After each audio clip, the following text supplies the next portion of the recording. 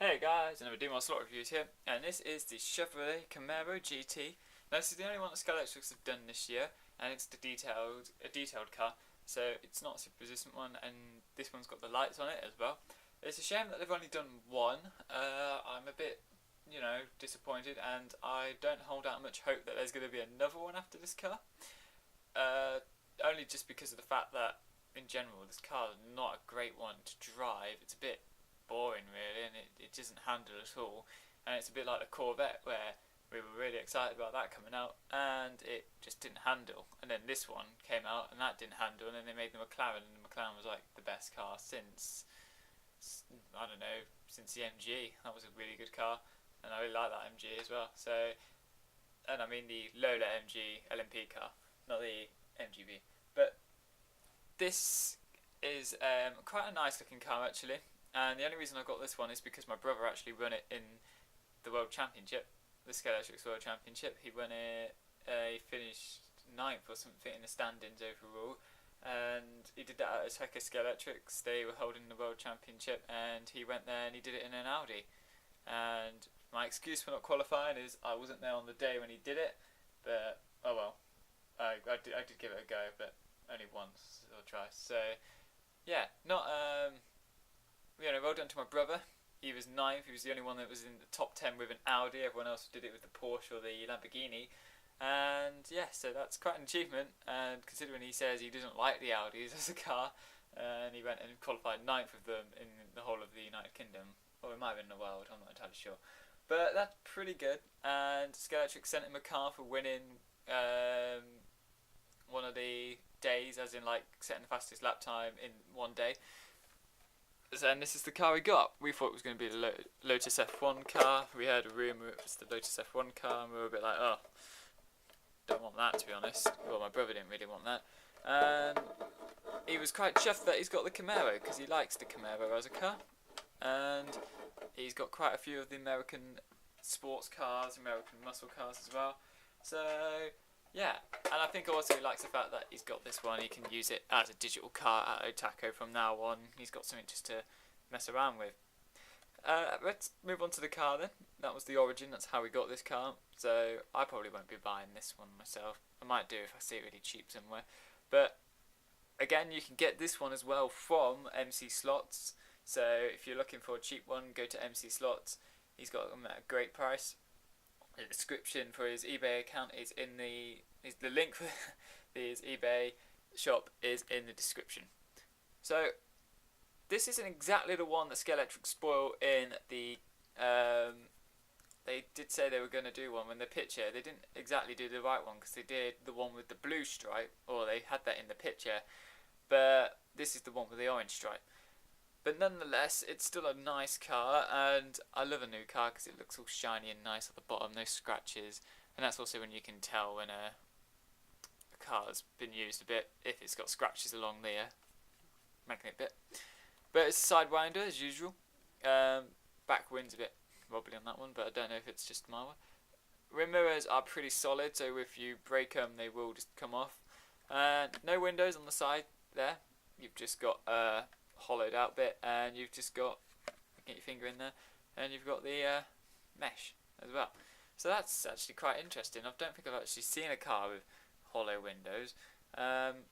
It must have run like that, I'm not entirely sure, but it's got the meshing on the side, which is quite nice. So yeah.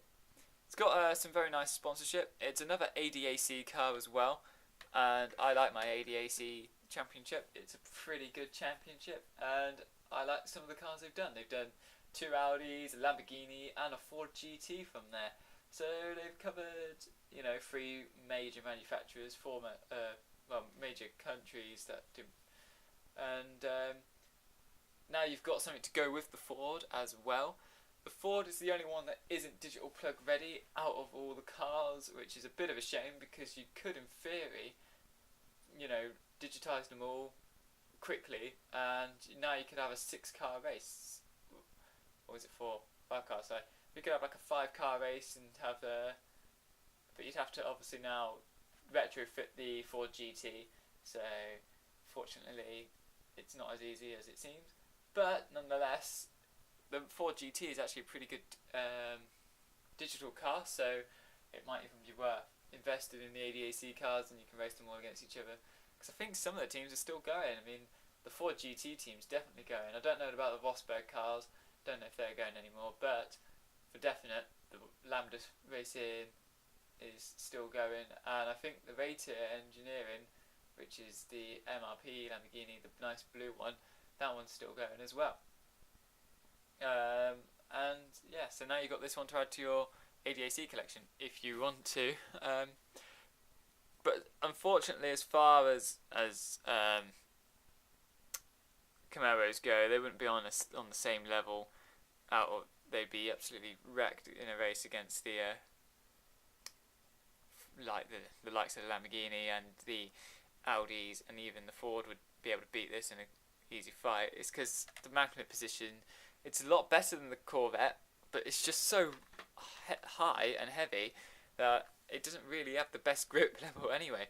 It's definitely handles a lot better than the Corvette, but as a whole, this car doesn't really.